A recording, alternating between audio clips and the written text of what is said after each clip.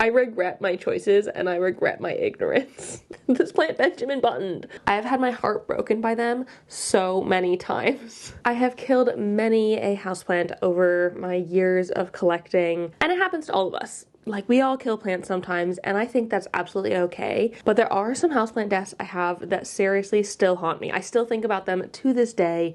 Things that, like, I wish I had done differently, or that like I wish I could just get right, that I have struggled with time and time again. And this is a perfect video for Halloween because these plants are haunting my soul. Before I get into it though, I want to say if you're new here and you don't know me already, hi, my name is Emma and I make houseplanty content all over the internet. So if you want to follow along with my houseplanty journey and maybe learn something along the way, stick around, watch some more of my videos, and subscribe to my channel.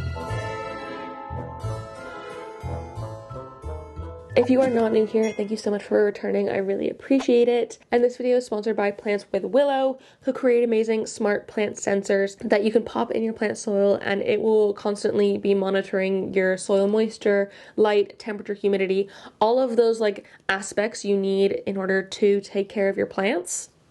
This thing is measuring it and will report back to you if anything is amiss or if your plant needs watering. And they have actually challenged me to see if any of the plant deaths that haunt me could have been prevented by using the Plants with Willow smart sensors. And I actually have a discount code that I can share with you so you can get some smart plant sensors for yourself, which I highly recommend. I think the code is goodgrowing10. You can use that at the link down below in the description and you can get 10% off your order. But without any further ado, let's get on into these plant deaths that still haunt me to this day. The first one is my scindapsus snake scale. So this was a wish list plant for me that I imported, I think in 2022 or so. It was a while back. And I love myself a scindapsus. They are one of my absolute favorite genuses. I want to collect as many of them as I possibly can. And this one, it was a very special one. It was a shingling kind. And so I tried to grow it up a plank. And I had that and I popped it in my Rudsta cabinet. And I was like, okay, this is going to be fantastic. I'm going to make sure that it lives its ideal life here. It's in a cabinet. Great. Little did I know, the light that I had in my Rudsta cabinet was the Arcadia Jungle Dawn grow light. And I didn't realize quite how bright and hot that light was and how much it would cause my plants to need way more watering because they were drying out so fast. And in some cases, the plants in that cabinet were like light bleaching as well. It was bad. The thing just fried. It absolutely fried. I don't think I was able to water the like moss enough, and I was definitely not watering the soil enough. It just crisped up and died. And it was such a shame because it was such a cool plant. I think I would still love to try another one today. It's just, it hurts my soul to look at these pictures and video of it just like all crispy. And you know what? I think the willow plant sensor would have saved so many of those plants in that cabinet. Like almost every plant in that cabinet absolutely croaked, and I had to swap it over to a cactus cabinet because the light was so bright and hot and it was drying things out too fast that only my cacti and succulents were actually survivable in that environment. And if I had had one of these at that time, I would have known that the light was far too bright. I would have known that the soil was getting far too dry because this would have freaking told me. I would have been getting notifications about it. It would have just saved so much heartache, and like maybe I would have known before it got to the point where like everything in that cabinet, including my snake scale, was drying out and like losing leaves like crazy. I still think about that to this day, and like it makes me so sad that I don't have a snake scale anymore because I think it's such a cool plant. It is so cool and like different, and like the vibe of the snake scale, immaculate. But I just absolutely failed with that one, and it makes me very, very sad still. So this next one I am actually still embarrassed about to this day, and like I feel shame here because like I was just so naive and like accidentally fear-mongering. So it is my monstera adansonii. And this was back in like 2020, I believe, at the absolute height of the mosaic virus scare. I had a monstera adansonii. I loved it. I thought it was great. But I noticed it starting to go massively downhill. It was getting like weird yellowing spots and like mottling in its leaves. And I was like, okay, this is a problem. And I was doing research on it. I had never had pests before, mind you, and I didn't really know what damage looked like. I was convinced that plant had mosaic virus. Convinced. And so I ended up just binning it straight up. And I also made a YouTube video talking about mosaic virus and how I thought I'd had it, or like I was claiming that I'd had it. And that is the only YouTube video that I have ever taken down off of my channel, because I realize now that I was wrong. And for a while I kept it up because I was like, okay, even if I was wrong in my fear, like the information is still valid about mosaic virus. But I was getting comments on my videos being like, is this, and I'm like, I don't know if I can accurately now say. And so I have since taken that video down, and like, I feel so guilty about that. And I'm pretty sure now, looking back on it, I need to go back and look through that video, but I'm pretty sure now it was thrips. I think it was just thrips.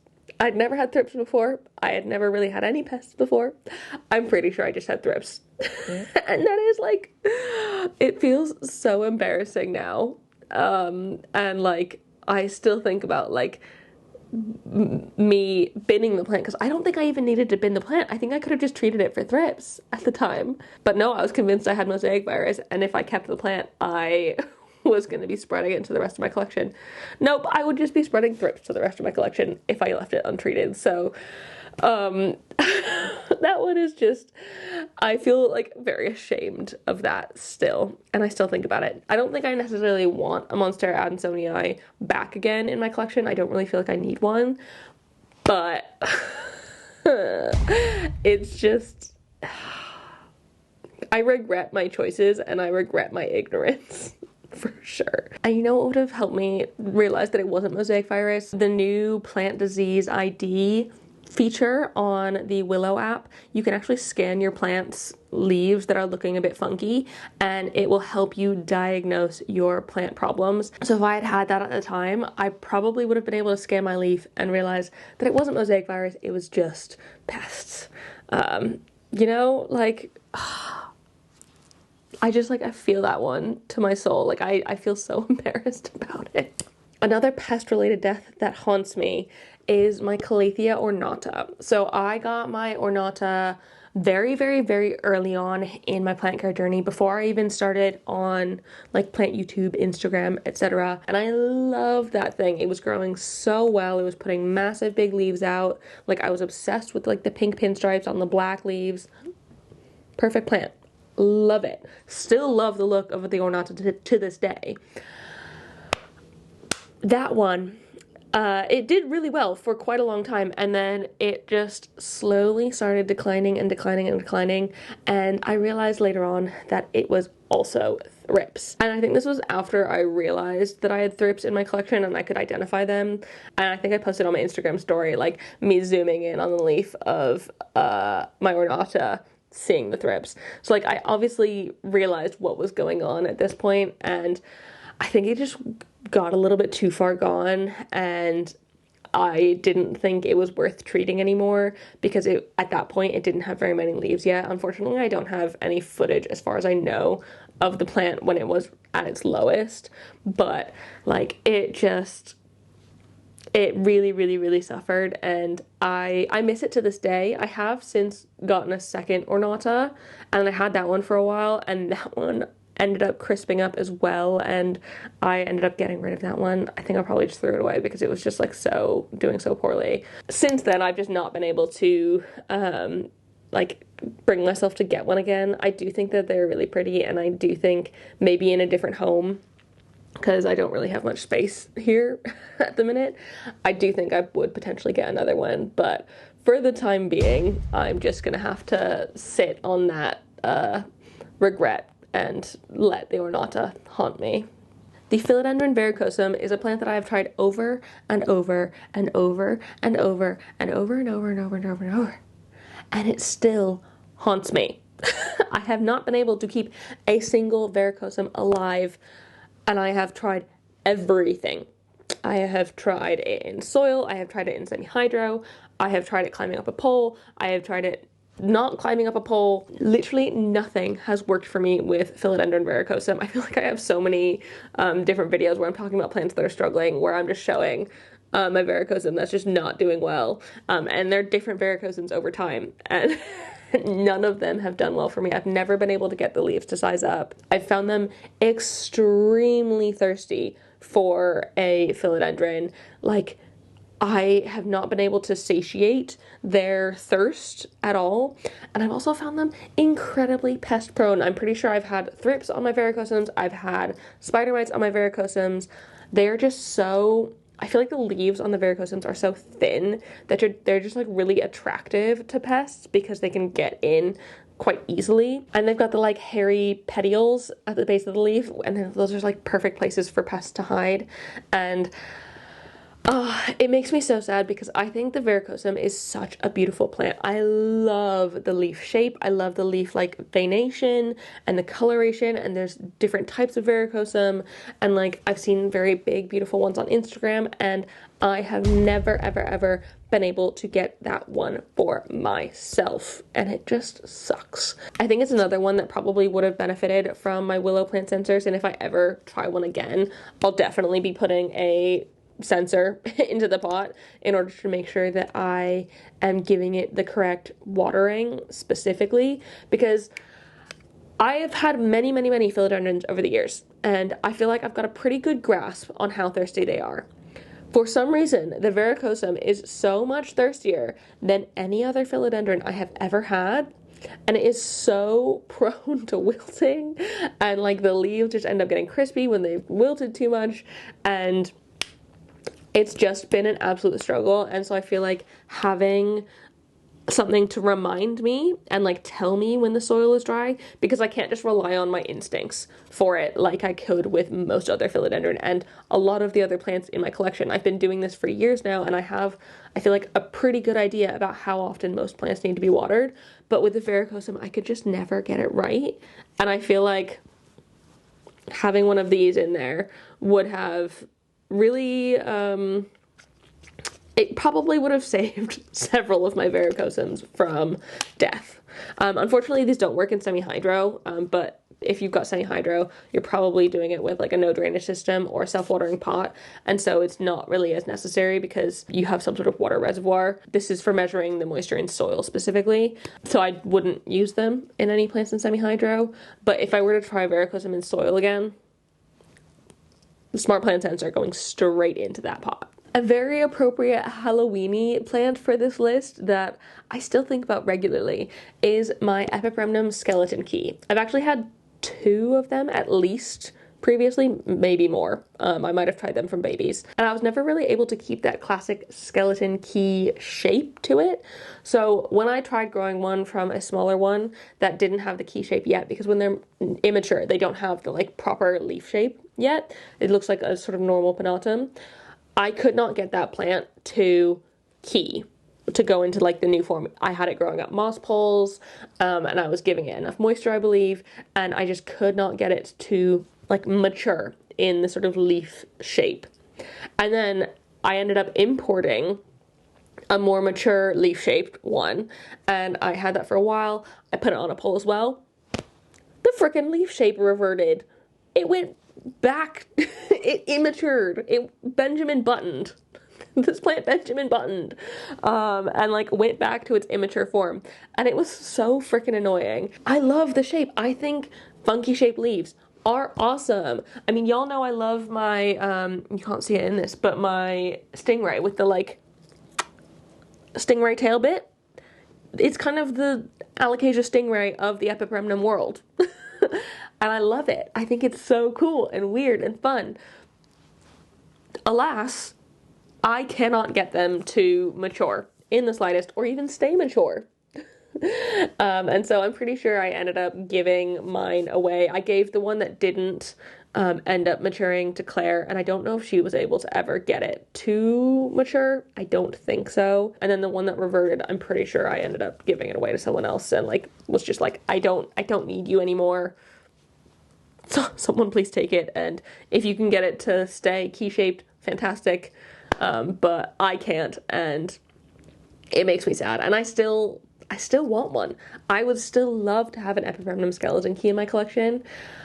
I don't know if I'd need to buy one much more mature, because I suppose the one I imported, it only had a few leaves on it, and so like it was a small plant. So maybe if I buy like a bigger specimen of one, but you don't see them in your average plant shop. They're not just readily available like a lot of other epipremnum are, and so like the likelihood of me being able to get one is, I feel like, kind of slim at this point, and it makes me sad because I think they're such cool plants and they're so like fun and funky and weird.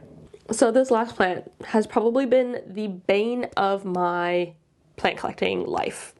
I have grown them, and then they died, and then I swear off them. And then I'm like, okay, I'll try again. I've recovered from the trauma. Get a new one. That dies, and then I swear off them again. And I think I've done this like 3 or 4 times, and it's such an annoying one because it's such an easy care plant for so many people, but it's not for me. Spider plants. And I feel like it's kind of comedic at this point how many times I've tried spider plants and how much I've struggled with them, because I have not once been able to keep one alive. And I've had, I'd say probably like 10 at least spider plants. I've never had like a big mature one, but like everyone says they're the freaking easiest plants and they're on like every easy care plant list. No, I have not found them easy in the slides, and I don't get it, because I can take care of like alocasias and anthuriums and like things that are definitely much more like difficult care, but this like so-called easy care plant, and I'm just like, I cannot. And it makes me so sad to this day that I've tried so many, and I've tried growing them from props, I've tried getting them as slightly more established plants, never like a proper big one. But I cannot, for the life of me, grow a spider plant. And it's sad as well, because it's also cat safe. And so like, it'd be nice to have another pet safe plant in my home that I wouldn't have to worry about my cats nibbling and like it being an issue. And I just, I've struggled so much. I have tried every single piece of advice as well from every person who I've ever like met or spoken about or like read an article on online, watched videos on care of them. I've tried giving them all of the care and being like really on top of it and paying attention and watering like so regularly and all of that. Plant still died. I have tried doing the opposite, neglecting them, and because like so many people said, I just leave mine alone and I don't think about it and it's doing great. Tried neglecting them and not watering them as often, and still death. It just pains me. I've also found that they're very pest prone for me. I've had thrips kill several of them in my collection, and it's just like, I can't take it anymore. I've had my heart broken by them so many times. And it just like, it continues to make me incredibly upset, honestly, because I feel like they have they have the potential to be such a cool plant, and it gives really cool vibes as well. And like, I know I say I don't like them, but I think my dislike for them it's been tainted by how much I've struggled with them. That's why I say I don't like them. Maybe it's more that they don't like me than I don't like them, but it's just like, it's so freaking frustrating to not be able to get this sort of basic easy care plants care correctly. Why not? And like, I don't know, maybe I need to give it a go one more time now that I have the willow sensors. Maybe that's that'll be a good test to them, so to see if I can take care of a plant I have never been able to take care of, to see if this can help me keep a plant alive. Because then I can use this to tell me, one, how often I should be watering, and two, whether or not I'm putting it in an ideal spot for it light-wise. Because I've also tried spider plants in like dark corners because people said they're like fine for low light. I've put them in bright windows because people have said that they like full sun. I don't know. So maybe having this to like really instruct me on the care will be a good idea. I don't know. Willow, do you think I can do it? Do you think this sensor will be able to help me? Because I really, really freaking hope it can. It's just like,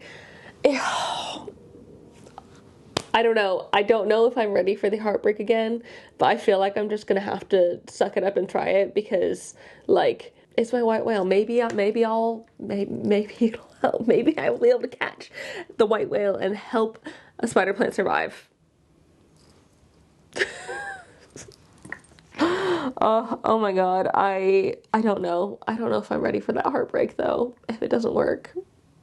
I guess we'll see. So there we go. Those are some plants that still haunt me, that I still think about to this day and think, I wish I could have done something better in that situation. And who knows, maybe Willow will help me do better in the future with some of those plants, because they're plants that I still, for the most part, would love to have in my collection.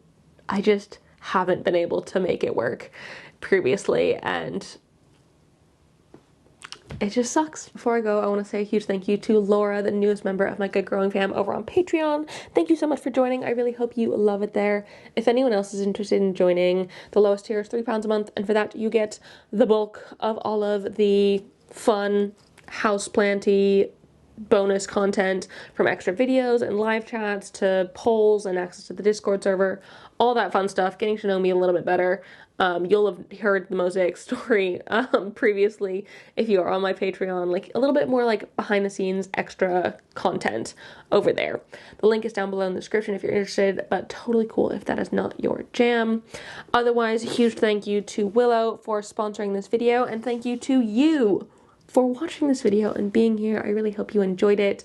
Please give it a thumbs up down below and leave a comment on your houseplants that haunt you. Which plant deaths are like still playing on your mind? I would love to know down below so I feel less like bad about myself and my plant parenthood. Tell me, please. And subscribe for more as well. I really hope you're having a fantastic day. Happy freaking Halloween. I will see you in the next one. Don't forget to keep growing. Bye.